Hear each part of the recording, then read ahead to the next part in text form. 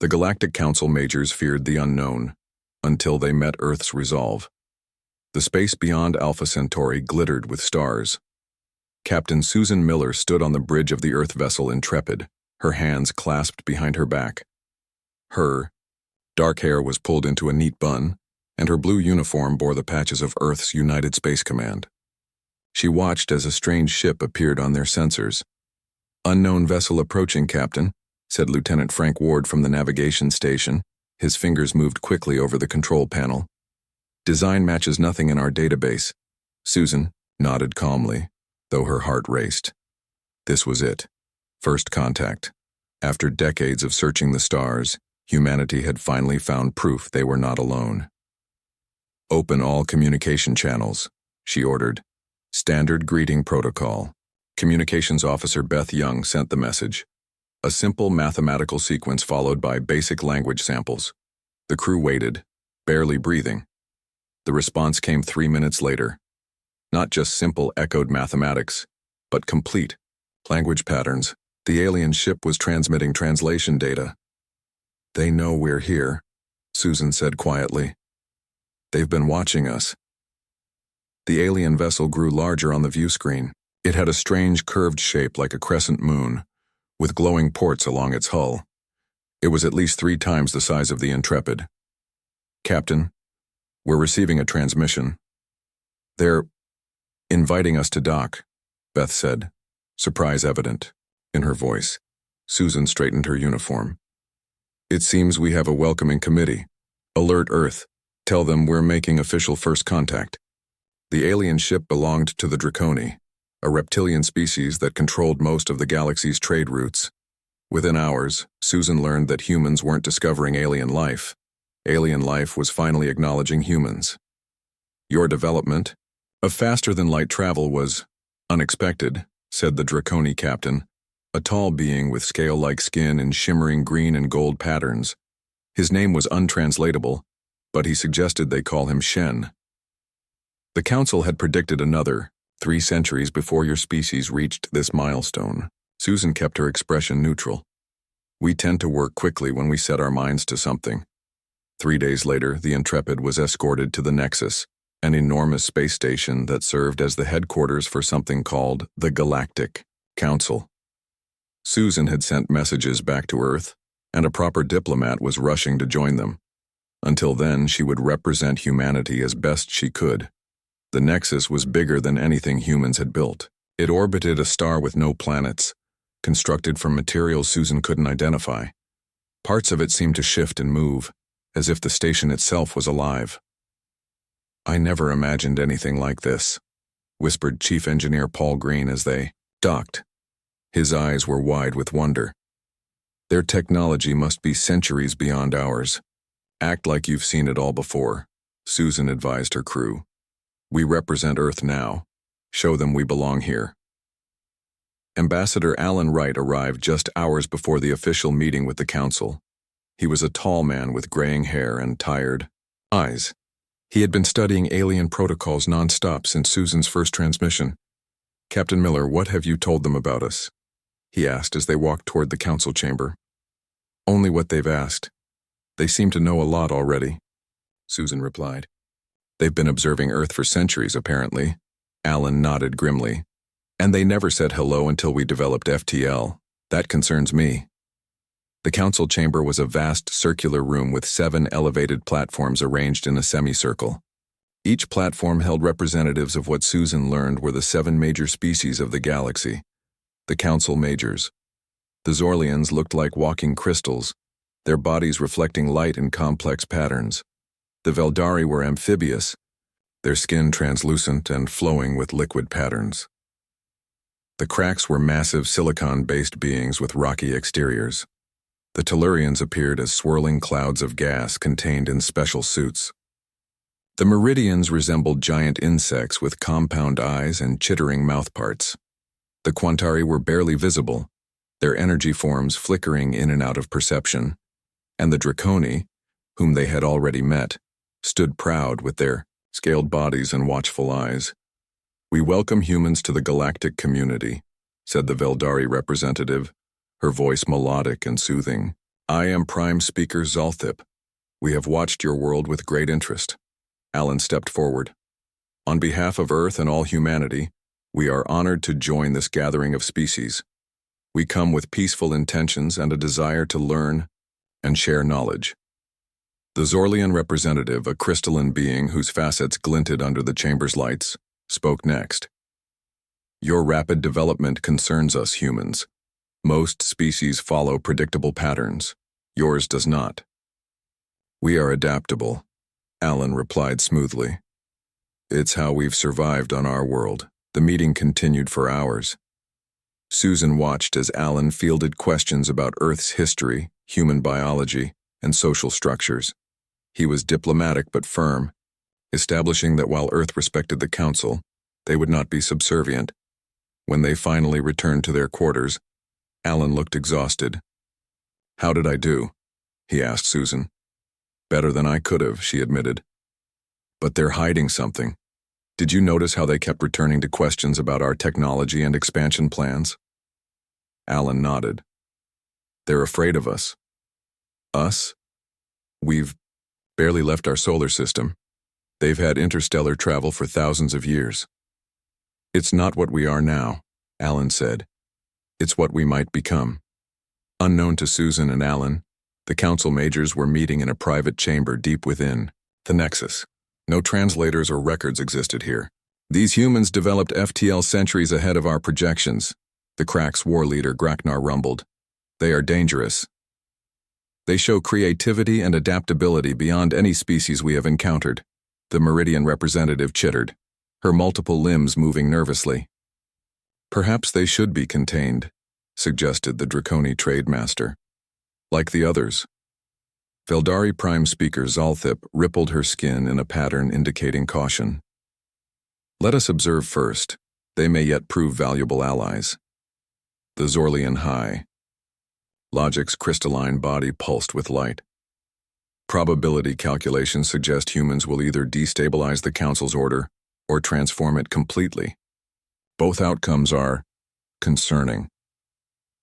As the Council debated, Susan stood at a viewport on the Intrepid, gazing out at the stars. Earth had taken its first steps into a much larger universe. She didn't know what waited for humanity among these ancient civilizations, but she felt both hope and unease. We're not going back to the way things were, she murmured to herself. Everything changes from here. Behind her, the crew prepared for their extended stay at the Nexus. In the coming weeks, more ships from Earth would arrive. Diplomats, scientists, and traders would establish humanity's presence in the galactic community. And the Council would watch and wait and worry about the unpredictable species that had emerged from a small blue planet in an unremarkable corner of the galaxy. The Galactic Council majors feared the unknown until they met Earth's resolve. 3 years passed since humanity's first contact with the Galactic Council. Earth had changed in ways no one could have predicted. New technologies appeared almost daily, many adapted from alien designs. Humans had established colonies on Mars and Europa. Mining operations in the asteroid belt supplied materials for ever larger ships and stations. Dr. Nancy Clark stood in her lab at the Earth Xenobiology Institute examining cell samples from a Veldari volunteer. At 45, Nancy had become one of the most important scientists on Earth. Her work on alien biology had led to medical breakthroughs that benefited all species. The cellular repair rate is remarkable, she told her assistant Ben Harris. If we can adapt this for human physiology, we could extend lifespans by decades. Ben nodded excitedly. The Veldari healing techniques combined with our stem cell research could revolutionize medicine. Nancy smiled. This was why she loved working with alien species. Each had evolved different solutions to life's challenges. By combining knowledge, all could benefit. Across the Atlantic Ocean, engineer Greg Powell supervised the final touches on the first human-built gravity manipulator. The device, housed in a dome-shaped building, incorporated principles from Crack's mining technology with human innovations. Power levels steady, reported one of his team members. Gravity field holding at 1.5 times Earth normal. Greg checked the readings on his tablet. Perfect. Tomorrow we'll test variable fields.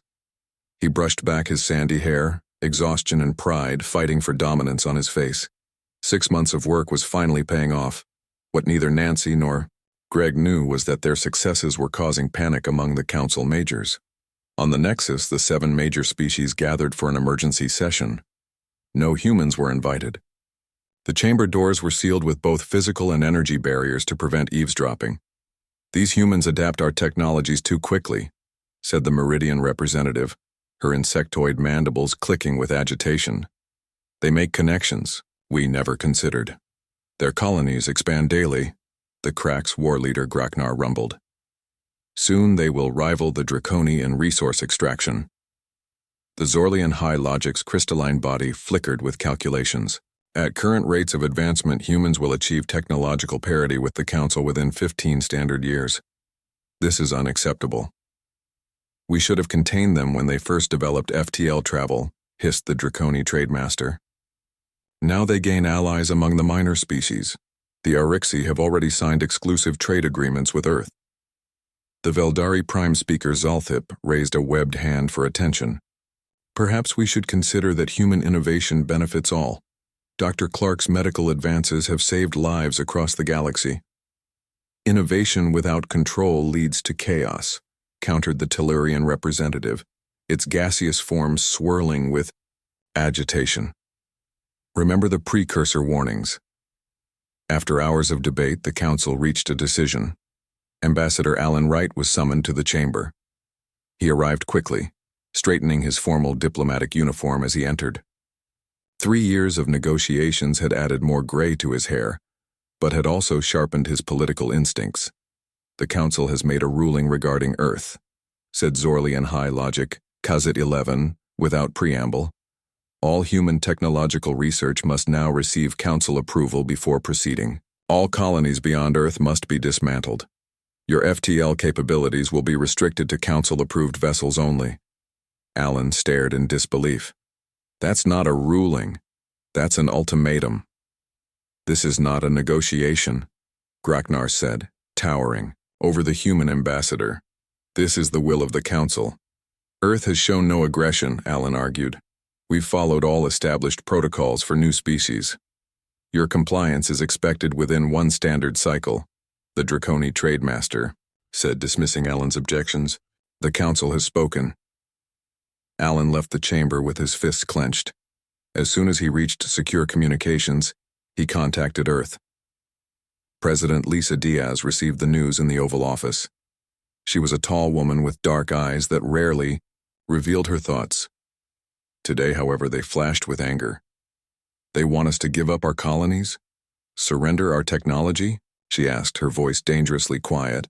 Alan's holographic image nodded. "They're afraid, Madam President. Human advancement threatens their control." Lisa turned to her advisors. Defense Secretary Joe Ramirez looked grim. Science Director William Chen shook his head in disbelief. "What do we know about Council enforcement?" Lisa asked. "They have overwhelming military superiority," Joe replied. "Thousands of ships, weapons we can barely understand." William leaned forward. "But they rarely use direct force. Their usual method is economic isolation and technology restrictions." Lisa stood and walked to the window overlooking Washington, D.C. The city had changed too. Alien-inspired architecture stood alongside historic buildings. Visitors from a dozen worlds walked the streets below. "Humanity did not come this far to be caged," she said finally. "We will not dismantle our colonies. We will not surrender our future." She turned to face her advisors. "Draft our response. Respectful but firm.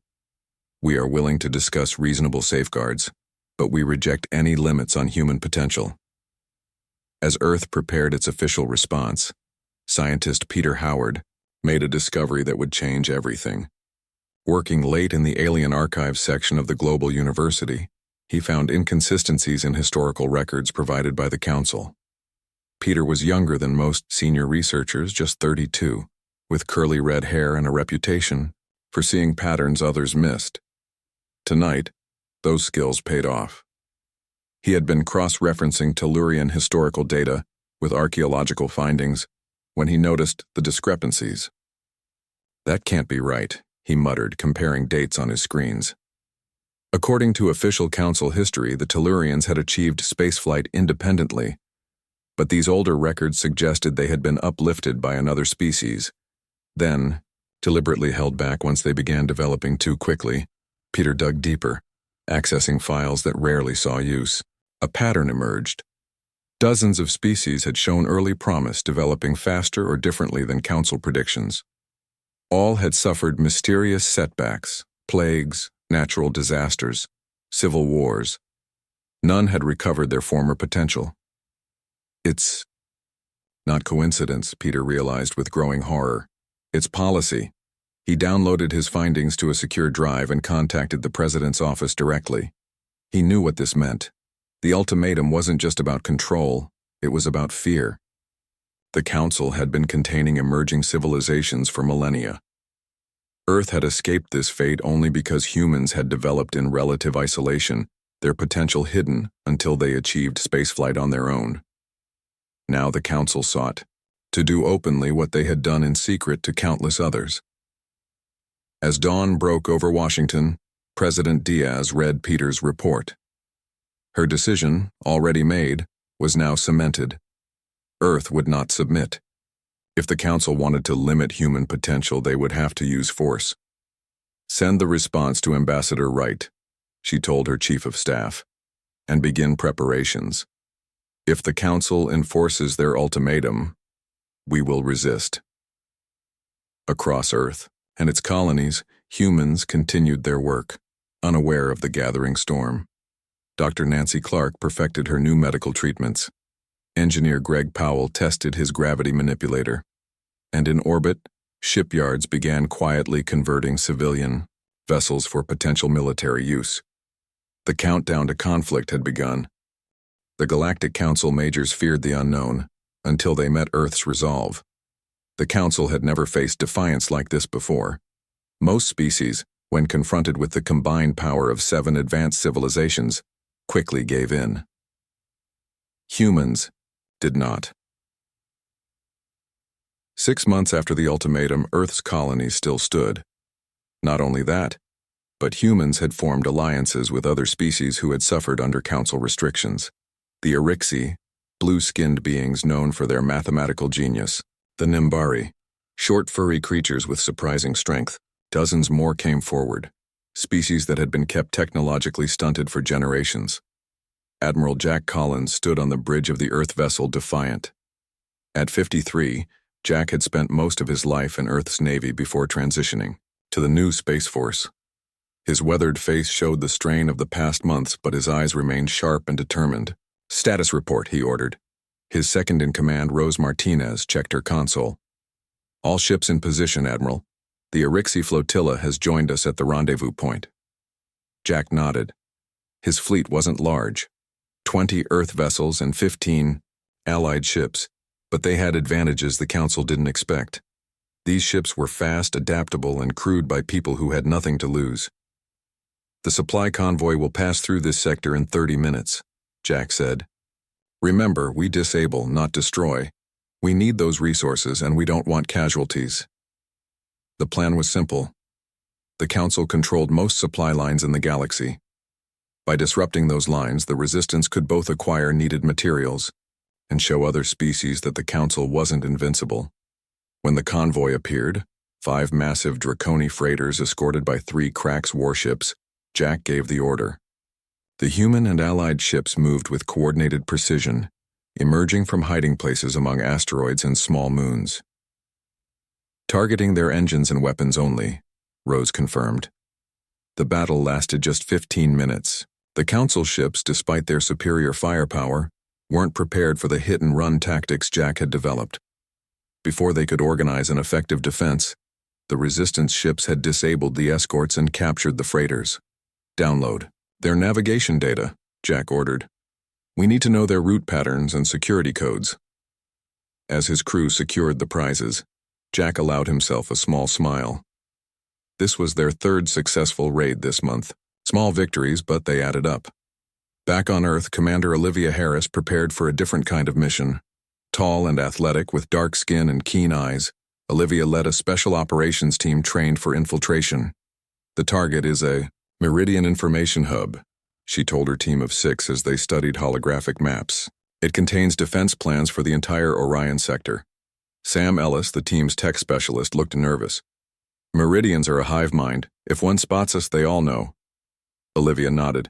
That's why we're using these. She held up small devices. That looked like silver buttons. Perception filters, adapted from Tellurian technology. They won't make us invisible, but Meridians will see us as non-threatening background elements. The team deployed that night, their small stealth ship approaching the Meridian colony world under cover of an ion storm. The colony was a sprawling structure of organic material, like a massive insect hive stretching across kilometers. Olivia led her team through service tunnels rarely used by the insectoid aliens. The perception filters worked. Meridian drones passed them without reaction.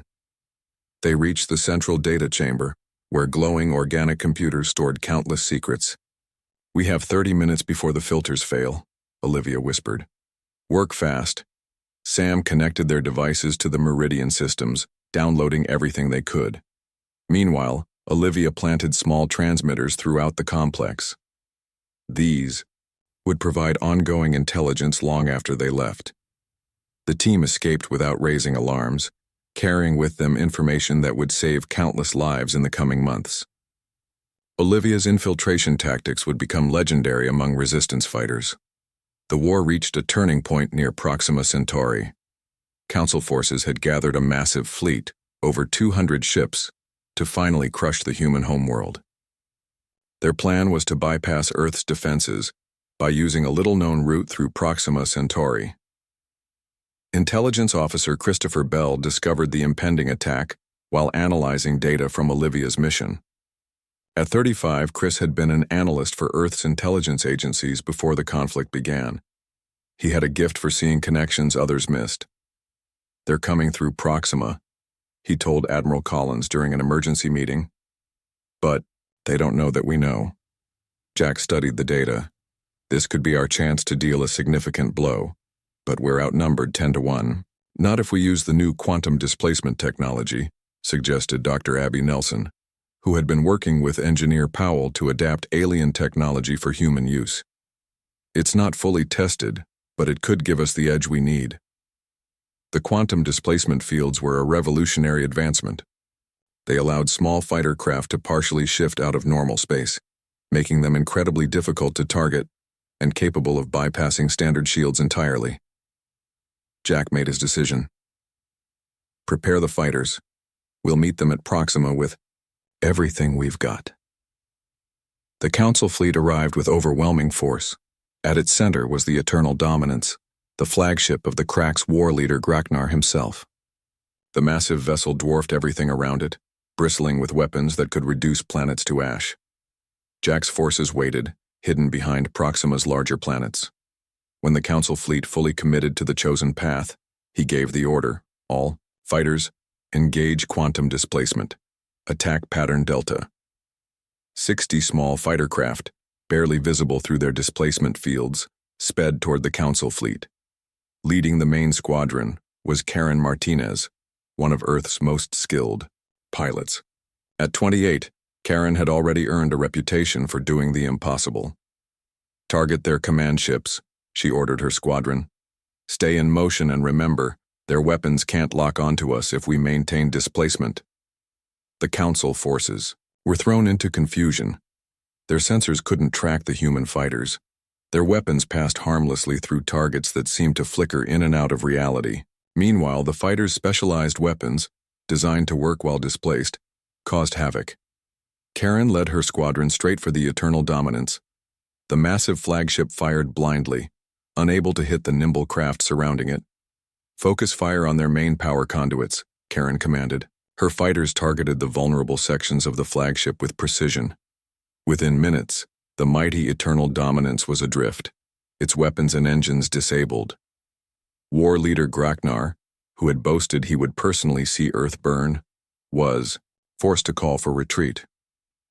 For the first time in recorded history, the Council's forces fled from battle. The news spread across the galaxy. The Invincible Council had been defeated by the upstart humans and their allies.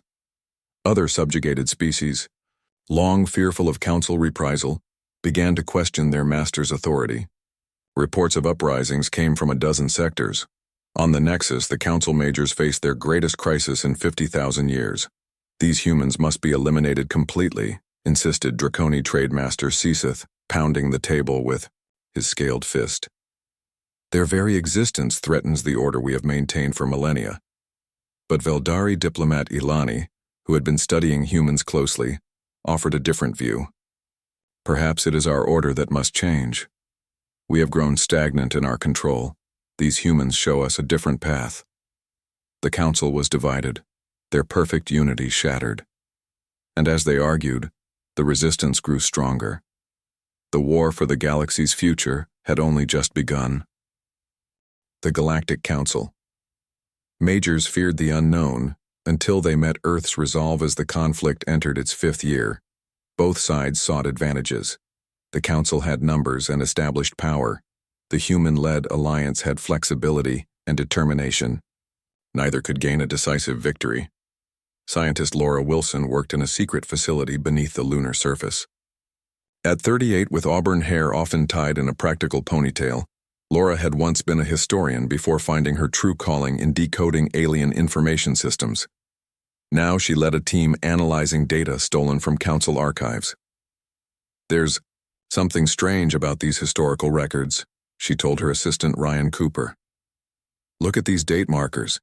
They don't match up with the official Council timeline." Ryan frowned at the screens.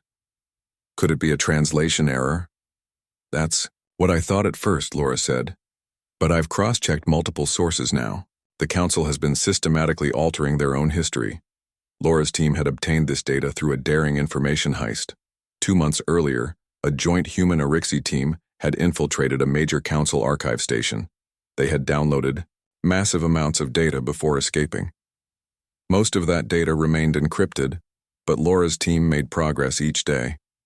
Today, they had broken through to the oldest records, dating back nearly 100,000 years. "I think I found something," said Ryan, excitement in his voice. "Look at these references to the precursors." Laura moved to his screen. The Council always said the precursors were mythical beings from their earliest cultural memories. These records suggest otherwise. Ryan highlighted sections of text. The precursors were real, and the 7 major Council species, they weren't always the dominant forces in the galaxy. They were client races, serving the precursors. Laura's eyes widened as she read. When the precursors vanished, these 7 species seized control. She scrolled through more data. And they've been terrified of being replaced ever since. The truth was astounding. The Council's entire philosophy of controlled advancement and suppression of innovation wasn't about stability or peace. It was about fear. Fear of the unknown, fear of change, fear of being surpassed. Laura immediately reported their findings to Earth's leadership. President Diaz ordered the information broadcast across all communication channels. People deserved to know the truth. Reactions varied wildly across the galaxy. Many refused to believe it. Others rioted against Council authority. Some turned to Earth for leadership. On the Nembari homeworld, Professor John Baker had been working with local scientists to restore technologies the Council had suppressed centuries ago. John had gray hair and kind eyes that belied his brilliant mind.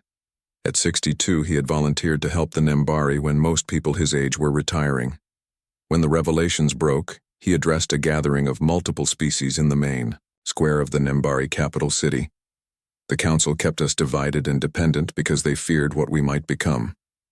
John's voice carried across the crowd. "Humanity never knew this fear because we developed in isolation. We never learned to limit ourselves." He spread his hands. "Now we offer a hand to all species ready to embrace their potential." The crowd erupted in cheers. Nembari, Orixi, Zenthi, and dozens of other formerly subjugated species stood united. What had begun as Earth's resistance had become a galactic movement for freedom. Back on the Nexus, the Council was fracturing from within. The Veldari and Tellurians called for reform. The Cracks and Draconi prepared for all-out war. The Zorlians, Meridians, and Quantari remained undecided, calculating their options. Zorlian High Logic, Kazet 11, met secretly with Veldari Prime Speaker Zalthip in a neutral section of the Nexus. Our probability models show a 94% chance of complete council collapse if we continue current policies, the crystalline being stated. Zalthip's skin rippled with concern. The revelations about our past have changed everything. Many of our own people question our right to rule. The humans offer an alternative model of cooperation without control, Kizet 11 observed. It is, not without logic. Meanwhile, war leader, Graknar and Draconi Trade Master Sissith planned their response. We must crush Earth completely, Sissith hissed. Make an example that will terrify any who consider defiance. Graknar pounded his rocky fist on the table. I have assembled a new fleet. 300 ships, our most powerful weapons. We will bypass their defenses by attacking through multiple routes simultaneously. On Earth, President Diaz received reports of the Council's fracturing and the massive fleet being assembled. In a bold move, she proposed something unprecedented, a new coalition built not on control but cooperation, where all species, major and minor alike, would have an equal voice. The old Council is dying, she told her advisors. We need to be ready with an alternative before the galaxy descends into chaos. The plan was risky. Many species still feared the Council. Others might not trust human leadership. But the revelations about the Council's origins had created an opening. Ambassador Alan Wright, who had continued to represent Earth despite the conflict, worked tirelessly to build support for the new coalition. He traveled to dozens of worlds, often in disguise or protected by resistance fighters. We don't seek to replace the Council with human rule, he told representatives of various species. We want to build something together, equal partners creating a better future. Some remained skeptical. Your species is young, said an Erixi elder. How can we trust that you won't become like the Council once you have power? Alan smiled sadly. That's always a risk. But Earth's history has taught us the cost of oppression. We've learned that diversity of thought leads to stronger solutions. We need your wisdom to build this new coalition correctly. Slowly, support grew. Even among the major species, voices for change emerged. Junior Zorlians broke with their elders. Young Draconi traders saw opportunities in new markets, free from monopolistic control. Cracks colonists, long separated from their homeworld, questioned the militaristic policies of their leaders. As plans for the new coalition developed, news arrived of the massive Council fleet preparing to attack Earth. Despite their divisions, the Cracks and Draconi had assembled enough forces to potentially overwhelm Earth's defenses. Admiral Collins studied the intelligence reports with growing concern. They're coming in 3 separate battle groups. Even with our new technology, we can't defend against all of them. Karen Martinez, now commander of Earth's Fighter Corps, suggested a daring plan. We don't need to defeat them all. We just need to stop their leadership. Cut off the head, and the body will falter. The plan was desperate, but no one had better ideas. Earth's forces would focus everything on the command ship where Graknar and Sissith would be directing the attack.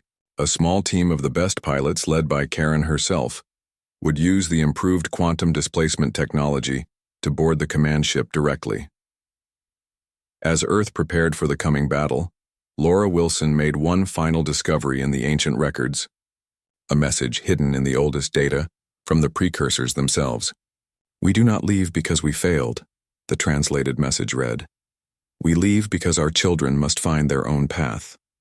Guidance becomes control. Control becomes stagnation. Only in freedom can true potential be reached. Remember this, or you will repeat our mistakes. The message was thousands of millennia old, yet it spoke directly to the present crisis.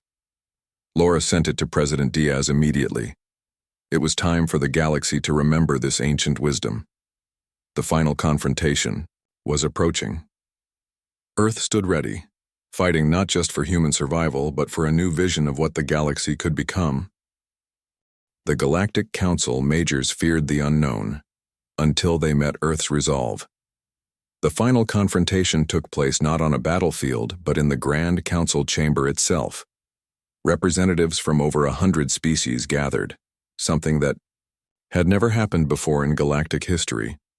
Mary Rodriguez had succeeded Alan Wright as Earth's ambassador. At 45, with streaks of silver in her dark hair, Mary had a calm presence that masked a sharp mind. Behind her stood Admiral Collins and Commander Harris, symbols of human military strength. Beside her stood scientists Howard, Wilson, and engineer Powell, representatives of human innovation. "We stand at a crossroads," Mary began, her voice carrying across the vast chamber. "The old ways of fear and control have brought us to the brink of destruction. Earth proposes a different path." The massive council fleet still waited near Earth but had not attacked. The council was too divided, with the Veldari and Tellurians refusing to support the assault. Even many Cracks and Draconi vessels had refused orders, their crews swayed by the revelations about the council's origins. Mary outlined a new galactic charter. It would preserve the unique cultures and sovereignty of all species while creating frameworks for cooperative advancement. Knowledge would be shared, not hoarded. Innovation would be celebrated, not feared. Diversity would be recognized as strength, not a threat. "Each world will govern itself," she explained. "Representatives from all species will meet regularly to address shared concerns. Major decisions affecting the galaxy will require broad consensus, not the dictates of a few." When she finished speaking, silence filled the chamber. Then one by one, representatives began to signal their support. First the long-suppressed minor species, then the hesitant Veldari and Tellurians. The Zorlian representative, after what appeared to be an internal calculation, added their consent. "Your logic, while foreign to our understanding, contains viable parameters for stability." War leader Graknar, who had once threatened to reduce Earth to ash, studied the humans carefully. The defeat at Proxima Centauri had changed him. "Humans fight with honor," he rumbled finally. "A new age requires new alliances. The Cracks will join this cooperative." Only the Draconi remained opposed, unwilling to surrender their trade monopolies. But they were now outnumbered and isolated. Trademaster Sisseth hissed with anger. "This is madness. These primitives would undo millennia of order." "The order was a lie," Mary replied calmly. "Built on fear and suppression, we offer something better. A future where all species can reach their full potential." Sisseth stormed from the chamber, followed by his most loyal supporters. But many younger Draconi remained, seeing opportunity in the new arrangement. 1 year later, on the newly constructed Unity Station, the Galactic Cooperative was officially established. Built using a combination of technologies from dozens of species, the station orbited a star at the galaxy's center, neutral ground for all. President Diaz and Ambassador Rodriguez represented Earth at the ceremony. Thousands of beings from hundreds of worlds attended, either in person or through holographic projection. "Today marks a new beginning," President Diaz said, addressing the vast gathering. "Not as rulers and subjects, but as partners in exploration and growth." The first act of the new cooperative was to establish the free exchange, a system for sharing scientific and cultural knowledge across species. Dr. Nancy Clark headed the medical division, while Engineer Powell led the technology branch. Their work would help raise living standards across thousands of worlds. For species whose development had been suppressed, special restoration projects began. Professor Baker traveled to world after world, helping recover lost technologies and cultural knowledge. The Nembari, who had once been on the verge of developing advanced AI before the Council halted their research, resumed their work with enthusiasm. Not everything was smooth. Centuries of Council rule had left deep wounds. Some worlds, freed from control, fell into civil conflict. Others struggled to govern themselves after generations of dependency. Earth and its closest allies provided assistance where welcomed, but respected the sovereignty of each species to find their own path. The Draconi who had followed Sisseth established a separatist enclave in a distant sector, They maintained hostile relations with the cooperative, occasionally raiding its shipping lanes. Admiral Collins and the defense forces remained vigilant, but avoided escalation when possible. "They'll come around eventually," he told his officers. "Change takes time." As the formalities of the Unity Station ceremony concluded, Feldari Prime Speaker Zalthip approached Mary privately. The amphibious diplomat's skin rippled with emotion. "We feared the unknown that humanity represented," Zalthip admitted. "We were right to fear but wrong to resist. Your people have remade the galaxy in ways we could never have imagined." Mary smiled. "That's the beauty of the unknown. It's not just something to fear. It's where all possibilities live. The precursors." Message, discovered by Laura Wilson, became the unofficial motto of the new cooperative. Only in freedom can true potential be reached. It was displayed prominently in the main hall of Unity Station, translated into every known language. Laura herself established the Galactic Historical Institute, dedicated to uncovering the true history of the galaxy, both the achievements and the mistakes. "We must understand our past to build a better future," she often said. 5 years after the cooperative's founding, the first joint exploration fleet departed for the intergalactic void. Crewed by members of 20 different species, its mission was to make contact with neighboring galaxies. Commander Olivia Harris led the security team, while Karen Martinez piloted the flagship. "We go as representatives of all our worlds," Karen said as the massive ships prepared to jump to FTL speeds. "Not to conquer or control, but to learn and share." Back on Earth, children in schools studied not just human history, but the histories of 100 alien civilizations. In universities across the planet, students of all species learned together, exchanging perspectives and ideas. Alien architecture blended with human designs in cities worldwide. Earth had changed. The galaxy had changed. The council that had once feared the unknown had been replaced by a cooperative that embraced it. And at the center of this new era stood humanity, not as conquerors, but as catalysts for change. The species that the council had feared the most had become the architects of a new galactic order, based not on control, but on the very human quality of hope. Across the vast reaches of space, thousands of species began to rediscover their potential, reaching for possibilities that had been denied them for millennia. The age of fear was over. The age of exploration had begun.